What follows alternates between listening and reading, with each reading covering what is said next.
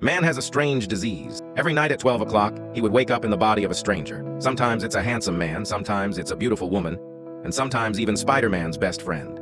He named himself Jack for as long as he can remember.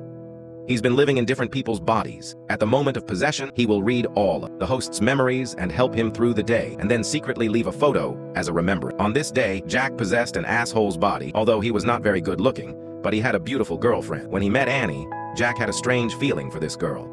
He gently pulled her hair up around her ears. Are you looking at me like that? Like what?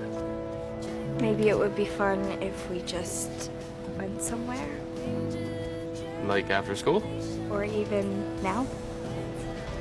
Is that something we do? Well, couldn't it be? Annie didn't expect her boyfriend to go along with it uncharacteristically. They sang the girl's favorite song in the car together. They went to the aquarium. Her boyfriend had never cared for her like that before. At that moment, Annie felt so happy. The distance between the two of them had gradually grown closer. Annie couldn't help but tell him about her problems with her father. He comforted her gently and told her, "You have a beautiful smile." Annie was so happy to be sent home by her boyfriend. She thought it was the happiest day of her life. That's the nice note. Also, your mouth tastes so much better when you don't smoke. I'll try to remember that. But the next day, Annie found her boyfriend smoking cigarettes as usual. Annie was very disappointed. Then a new transfer student wanted to make friends with Annie. Annie agreed to be her friend, but she didn't expect it. This transfer student was Jack.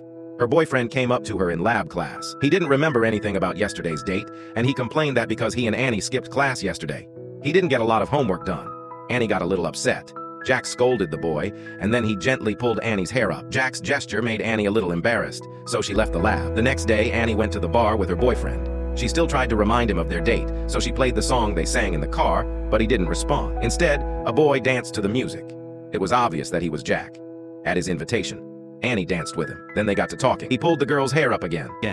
I just know that you can be attracted to way more people than you think. How do you know? And then Jack's cell phone alarm went off. He had to get home, but Annie grabbed his cell phone and tried to write down the number. The time was almost up. Jack grabbed his cell phone back and fled in a panic, but on the way home, he fell into a coma as the clock ran out.